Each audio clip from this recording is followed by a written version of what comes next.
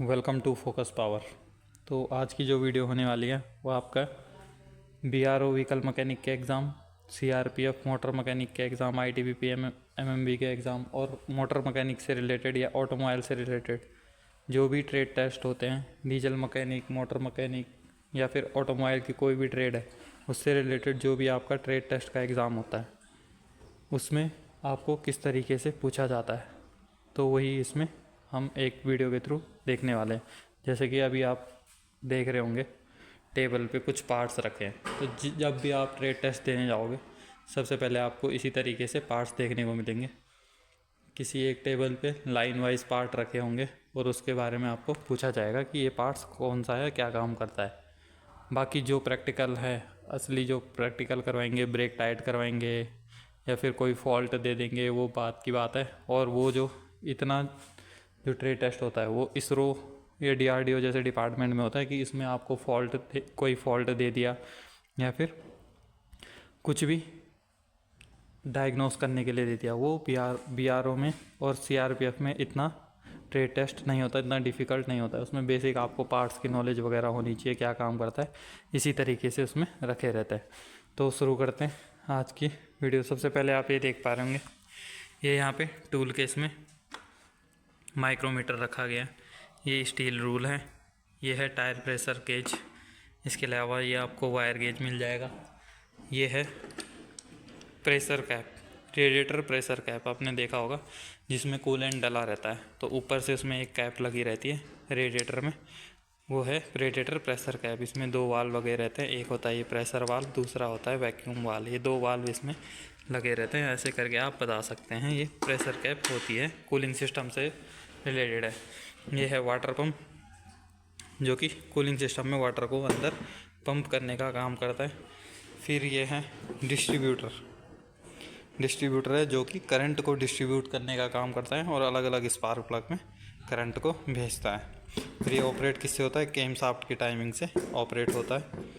बाकी फिर ये आप देख पा रहे ये है हाइड्रोमीटर का काम क्या है, जो स्पेसिफिक ग्रेविटी है किस लिक्विड की उसको नापने का काम करता है। या जैसे बैटरी का जो लिक्विड होता है, पानी होता है, उसकी स्पेसिफिक ग्रेविटी को नापा जा सकता है इससे।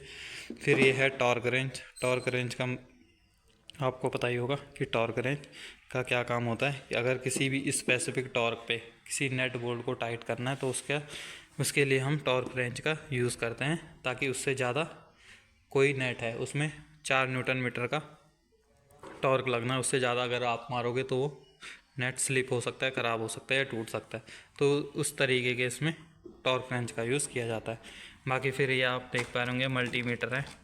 मल्टीमीटर से आप करंट, वोल्टेज, एम्पियर सब चीज़ नाप सकते हैं। इसके अलावा फिर ये आप देख पा रहे होंगे, ये है मैकेनिकल जैक। जैसे जैसे आप कार के नीचे रख के कार को अगर लिफ्ट करना है तो इसके थ्रू कर सकते हैं, मैकेनिकल जैक के थ्रू। फिर ये है बैटरी चार्जर, ये है हैवी ड्यूटी बैटरी चार्जर। ये देखो यहाँ पे भी लिखा गया है। बाकी आपको वोल्टेज वगैरह सेट करने, कितने एम्पियर पे चार्ज करना है, वो आप यहाँ देख सकते हैं। और यहाँ पे इसके अंदर फ्यूज़ देख सकते हैं, इसको आपका फ्यूज़ देखने को मिल जाएगा बैटरी चार्जर में। ये यहाँ पे आपको बैटरी देखने को मिलेगी, 12 वोल्ट की बैटरी है, 12 वोल्ट की बैटरी। ये है सिलेंडर लाइनर, इसके अंदर पिस्टन चलता है और ये कास्ट आयरन का बना रहता है, ये आपको पता होना चाहिए। ये है पिस्टन रिंग कंप्रेसर, जब पिस्टन पे रिंग चढ़ानी होती है तो इसका यूज़ करके ही पिस्टन को इस तरीके से इसके अंदर पिस्टन फिट रहेगा और फिर इस तरीके से इसको लाइनर में फिट किया जाता है। ये है पिस्टन में ऊपर वाली जो दो हैं ये है कंप्रेशन रिंग के होल और ये नीचे वाला ऑयल रिंग का ये होल है। फिर ये नीचे का जो पार्ट है ये वाला, ये है कनेक्टिंग रोड। और ये जो आपको दिख रहा है ये इसको बोलते हैं गजन पिन, जिसके थ्रू पिस्टन कनेक्ट रहता है। तो ये पार्ट्स है। अब आगे का अगला आपको ऐसे मिल जाएगा, बेंच में लगा हुआ, बेंच वाइस है। फिर ये हैमर आपको पता ही है, रिंग स्पैनर, डी स्पैनर और प्लायर हो गया। ये डिस्ट्रीब्यूटर दिखा चुका हूँ। बाकी आप इसमें ये देख सकते हैं, इसमें ये गियर होता है, ये गियर, ये कैम शाफ्ट के साथ लगा रहता है, कैम शाफ्ट पे जो गियर रहता है उसके साथ लगा रहता है। फिर ये है इंटेक मैनीफोल्ड, ये है इंटेक मैनीफोल्ड। यहाँ से इसमें हवा एंटर करती है और इसके थ्रू अंदर इंटेक वाल्व जब ओपन होता है तो हवा यहाँ से अंदर चली जाती है कंबस्शन चैम्बर में। फिर ये है ऑयल सम्प, जिसमें ऑयल स्टोर होता है, ये आप देख पा रहे हैं। ये है ऑयल सम्प, ये है स्पार्क प्लग, ये है स्पार्क प्लग, ये है रेडिएटर, ये आप देख पा रहे हैं, ये है रेडिएटर, ये है रेडिएटर। इसमें जो अभी पहले दिखाया था रेडिएटर प्रेशर गैप, तो ये यहाँ पे लगती है रेडिएटर प्रेशर गैप, ये आप देख पा रहे हैं, ये इसमें यहाँ पे रेडिएटर प्रेशर गैप लगती है। फिर ये है अल्टरनेटर, इसी तरीके से आपको कहीं टेबल पे डिस्प्ले हुए दिखेंगे जो अलग से पार्ट्स होंगे। फिर ये है स्टीयरिंग रैक, ये आप देख पा रहे हैं, ये है स्टीयरिंग रैक, ये थोड़ा ख़राब सा है, तो इसी तरीके से आपको देखने को मिल जाएगा स्टीयरिंग रैक, जिसके थ्रू टायर को गाइड किया जाता है, व्हीकल को गाइड किया जाता है कि किस तरीके से किस तरफ गाड़ी को जाना है, मुड़ना है। तो ये आप देख पा रहे होंगे। तो आई होप आपको आज की वीडियो अच्छी लगी होगी। इसी तरीके की और वीडियो के लिए आप कमेंट कर सकते हैं, आपका रिस्पॉन्स सही आएगा तो और भी ट्रेड टेस्ट से रिलेटेड वीडियो बनाएंगे।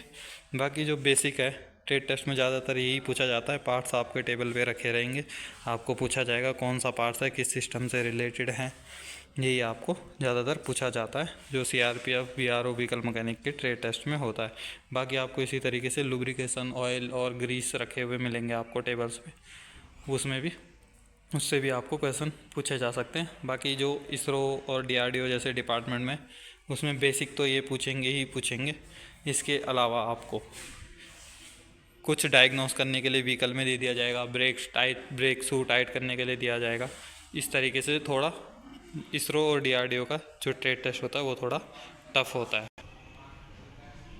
तो ये था आज का कंप्लीट सेटअप, आप देख पाएंगे एक टेबल ये है, एक टेबल आपको अभी दिखाई है। तो इसमें क्या क्या पार्ट्स थे, क्या क्या टूल्स थे, वो आपको बता दिया फर्स्ट वीडियो में। अगर रिस्पॉन्स अच्छा रहता है तो आगे भी और वीडियो बनाई जाएगी ट्रेड टेस्ट से रिलेटेड। तो आज के लिए इतना ही। इसी तरह की वीडियोस के लिए चैनल के साथ जुड़े रहें, चैनल को सब्सक्राइब करें, वीडियो को ज़्यादा से ज़्यादा शेयर करें। धन्यवाद, जय हिंद।